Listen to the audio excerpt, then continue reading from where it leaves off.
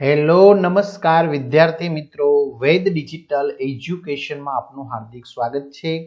આજે આપણે ધોરણ 5 વિષય આસપાસ પર્યાવરણની અંદર પાઠ નંબર 21 જેવા પિતા તેવી દીકરી, જેમાં જરૂરી પ્રશ્નોના જવાબ સાથે આપણે સરસ મજાની સમજૂતી જોવાના છીએ। તો ખાસ વિદ્યાર્થી મિત્રો, ચેનલમાં નવા હોય તો ચેનલ સબસ્ક્રાઇબ કરી બાજુમાં આવેલા બેલ આઇકનને પ્રેસ કરો, જેથી તમને અવનવા વિડીયોની માહિતી નોટિફિકેશન મળી શકે। વિડીયો લાઈક કરો, તમારા મિત્રો દોસ્તોને શેર કરો। તો 21મી ચેપ્ટર છે જેવા પિતા તેવી દીકરી, એટલે કે માતા પિતાના લક્ષણો છે એમના સંતાનની અંદર જોવા મળતા હોય છે।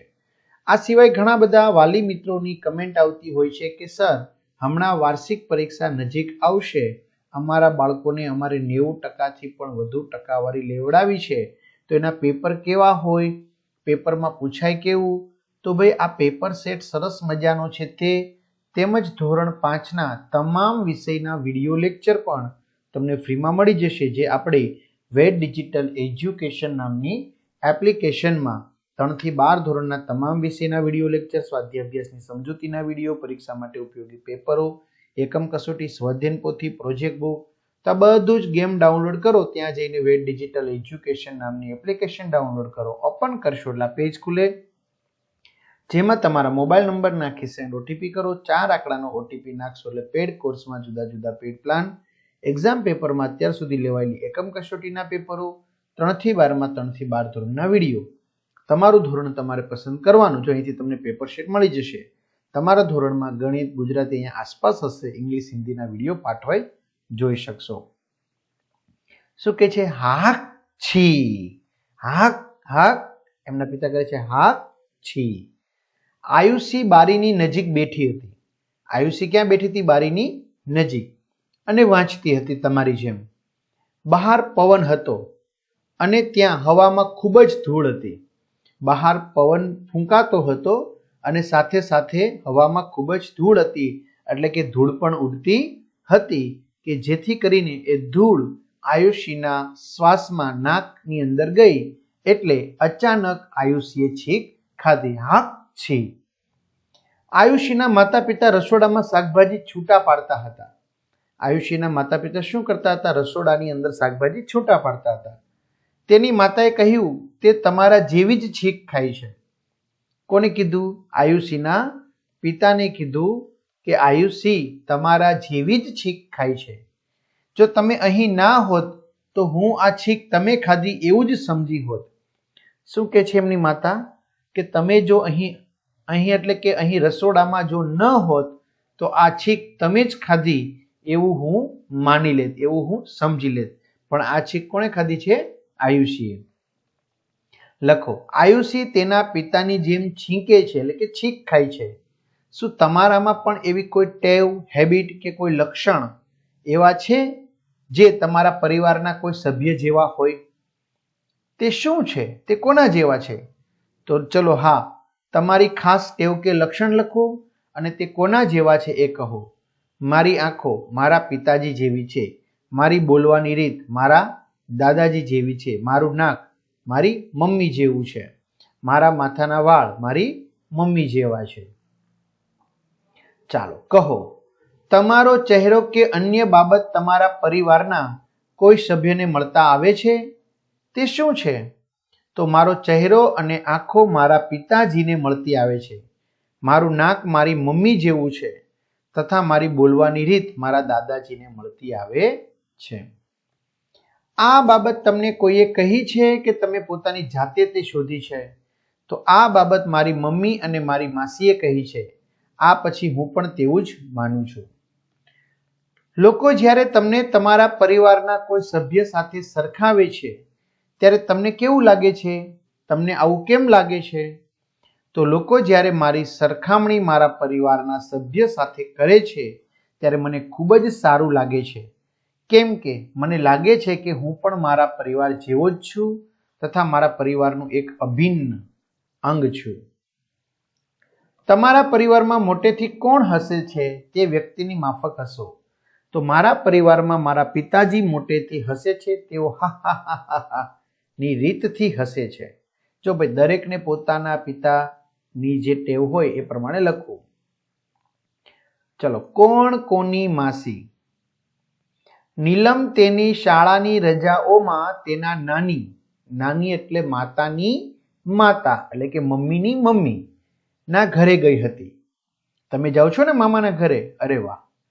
તેણે જોયું કોઈક આવ્યું અને તે તેની મમ્મીને કહેવા ગઈ, મમ્મી, માસી તમને મળવા આવ્યા છે. શું કે છે? તેણે જોયું કોઈક આવ્યું અને તે તેની મમ્મીને કહેવા ગઈ, મમ્મી, માસી તમને મળવા આવ્યા છે. તેની મમ્મી જોવા આવી કે કોણ આવ્યું છે. તેણે નીલમને કહ્યું, ના, આ તારા માસી નથી, તે તારી બહેન કિરણ છે. શું કે છે? નીલમને કહ્યું એના મમ્મીએ કે ના, આ તારા માસી નથી, તે તારી બહેન કિરણ છે. તું તારી નાનીના મોટા બેનને ઓળખે છે? તું તારી નાની છે, નાની દાદીમાં, મમ્મીના મમ્મી, એના જે મોટા બેન છે એને તું ઓળખે છે? કિરણ તેમના મોટી દીકરીની દીકરી છે. એટલે કે આ નાની, આ એની બહેન, બરાબર? એમની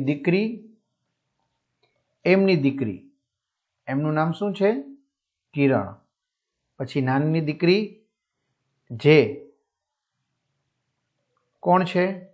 એમની દીકરી તો કે નીલમ, બરાબર? એટલે હવે આ નીલમ છે એમના મમ્મી થઈ ગયા ને, એમને કહે છે કે નીલમ એની મમ્મીને કહે છે, મમ્મી, કોઈ મળવા આવ્યું છે, માસી મળવા આવ્યા છે, બરાબર? એની મમ્મી કહે છે કે ના, એ તો તારી બહેન થઈ, જો થઈ ને બહેન, બરાબર? એ કોણ છે?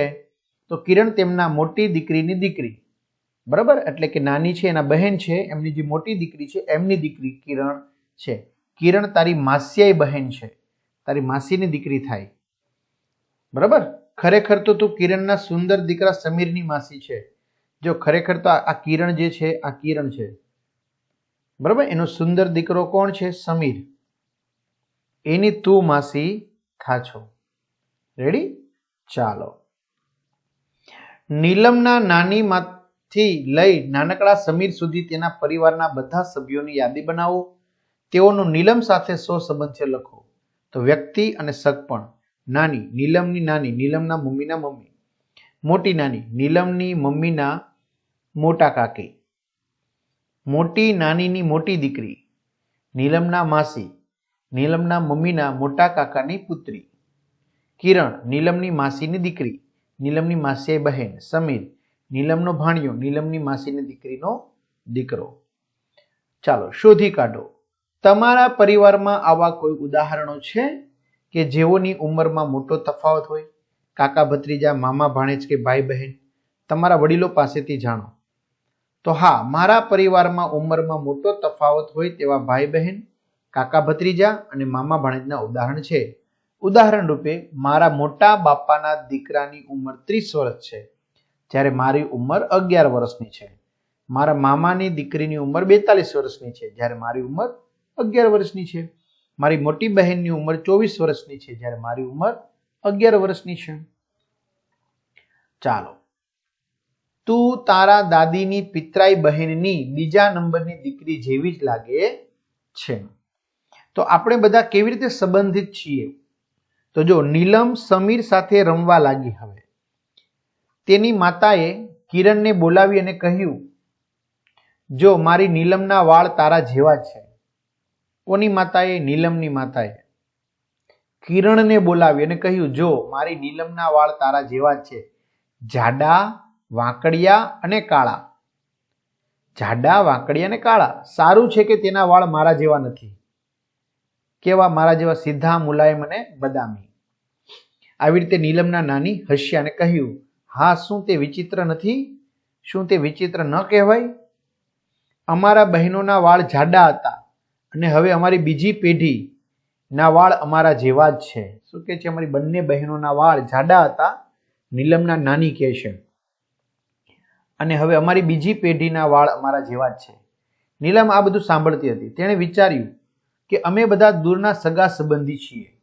અમે બધા દૂરના કેવા છીએ? સગા સંબંધી. જેથી કરીને અમે એકબીજાને મળતા આવીએ છીએ. એટલે કે છે અમે ઘણી બધી રીતે એક જેવા છીએ, એકબીજાને મળતા આવીએ છીએ. ચલો, શોધી કાઢીને લખો. શું નીલમના વાળ તેની નાની જેવા વાંકડિયા છે? હવે તમે તમારા ભાઈ કે બહેનમાં કોઈ ખાસ લક્ષણો જુઓ. તે પિતરાઈ હોઈ શકે, જેમ કે આંખોનો રંગ, ગાલમાં પડતા ખંજન, ઊંચાઈ, પહોળું, તીક્ષ્ણ નાક, અવાજ વગેરે. આ લક્ષણ માતા તરફથી કે પિતા તરફથી આવ્યું છે તે પણ જુઓ. એક ઉદાહરણ આપ્યું છે તે મુજબ આ કોષ્ટક તમારી નોટબુકમાં બનાવો અને માહિતી ભરો. ખાસ લક્ષણ તે કોના જેવું છે અને કોના તરફથી મળ્યું છે? નીલમના વાંકડિયા વાળ તેની નાની જેવા, તેમની માતા તરફથી મળ્યા છે. મારા ભાઈનું પહોળું અને તીક્ષ્ણ નાક, મારા પિતાજી જેવું, પિતા તરફથી મળ્યા છે. મારો અવાજ મારા નાના જેવો, માતા તરફથી મળ્યો છે. મારી બહેનના વાળ મારી મમ્મી જેવા, માતા તરફથી. મારી આંખોનો રંગ મારા પિતાજી જેવો, પિતા તરફથી. મારી બહેનની ઊંચાઈ મારા કાકા જેવી છે, પિતાજી તરફથી. મારી બહેનના ગાલમાં પડતા ખંજન દાદી જેવા, પિતા તરફથી. મારા ભાઈનો ચહેરો મારા નાની જેવો, માતા તરફથી. તમે તમારા પરિવારમાં સૌથી નાના બાળકને જોયું છે. બાળકની આંખો, નાક, વાળ કે આંગળીઓ પરિવારમાં કોના જેવી છે તેમના નામ લખો. તો મારા પરિવારમાં મેં નાના બાળકો જોયા છે તેના લક્ષણો નીચે મુજબ છે. સગપણ અને લક્ષણો. મારા પિતરાઈ ભાઈનો દીકરો એટલે કે મારો ભત્રીજો, એની આંખો તેના પિતા જેવી, નાક તેની મમ્મી જેવું, વાળ તેની મમ્મી જેવા કાળા અને મુલાયમ, આંગળીઓ તેના નાના જેવી. મારા કાકાની દીકરી મારી પિતરાઈ બહેન, આંખો તેની મમ્મી જેવી, નાક તેના પપ્પા જેવું, વાળ તેની દાદી જેવા લાંબા કાળા મુલાયમ, આંગળીઓ તેની માસી જેવી લાંબી. તો નીલમના વાળ તેની નાની જેવા જાડા અને વાંકડિયા છે. નીલમની માતાના વાળ સીધા, બદામી અને મુલાયમ છે. તો તમારા વાળ કેવા છે? કાળા કે બદામી, તૈલી કે સૂકા?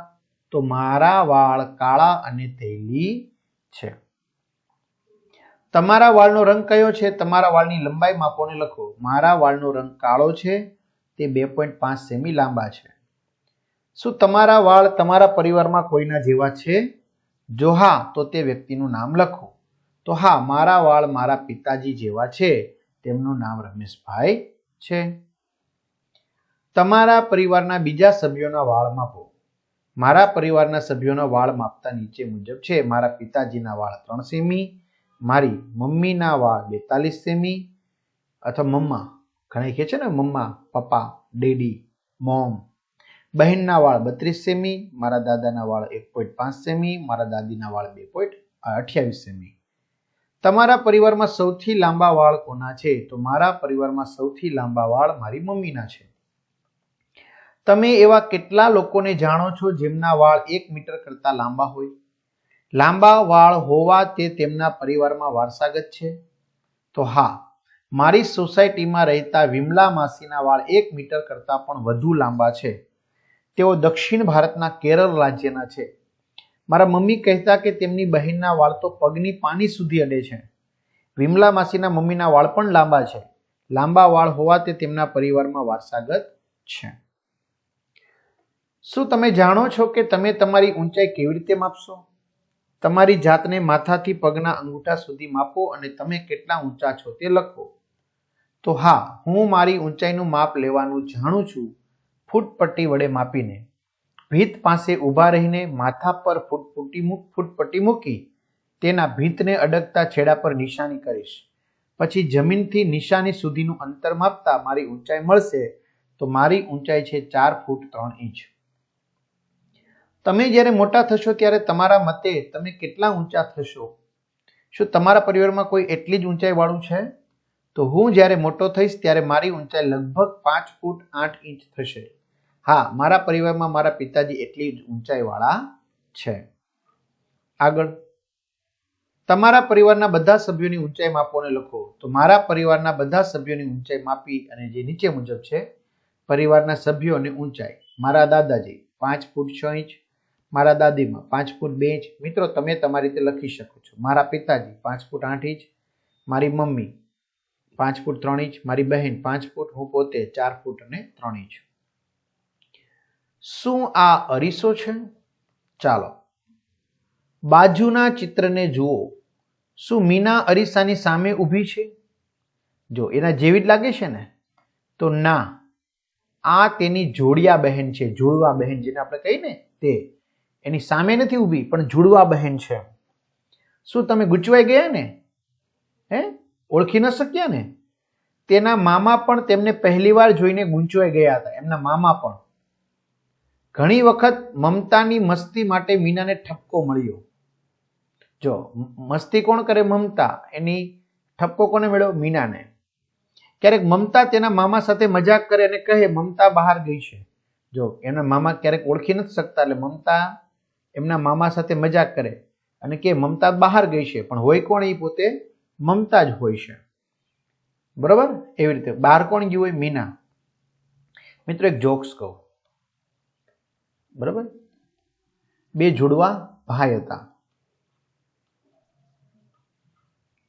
કરણ અને કિરણ. બરાબર? બે જોડવા ભાઈ હતા, જોડવા ભાઈ, આવી રીતે જોડવા બહેનની જેમ. એટલે એમાં જે કિરણ છે ને એ બહુ દાંત કાઢવા માંડ્યો, બહુ દાંત કાઢવા માંડ્યો. એટલે એના પિતા આવ્યા અને પૂછ્યું કે તું કેમ આટલો બધો દાંત કાઢે છે?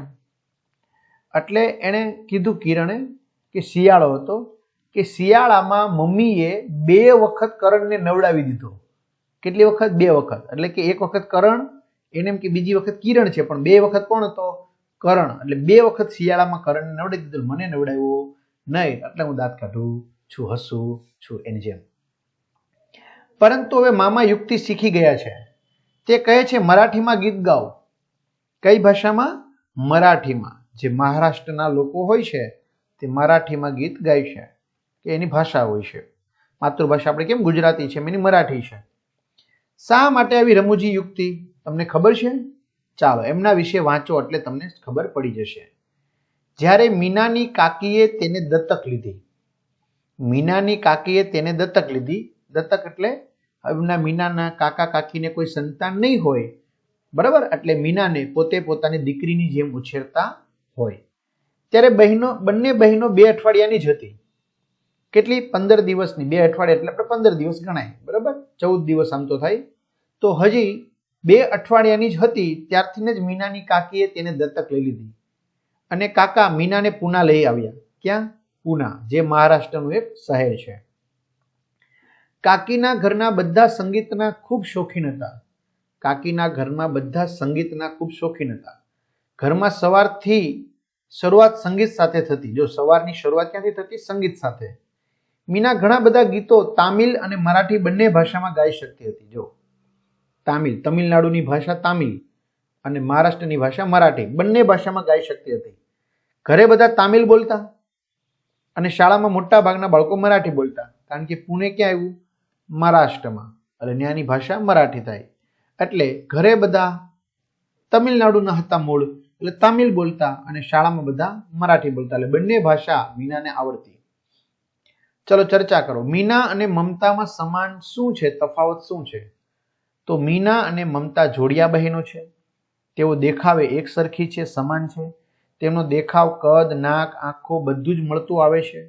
બંનેમાં તફાવત જોઈએ તો મીનાને 2 ભાષાઓ આવડે છે, તમિલ અને મરાઠી, જ્યારે મમતાને ફક્ત તમિલ ભાષા જ આવડે છે.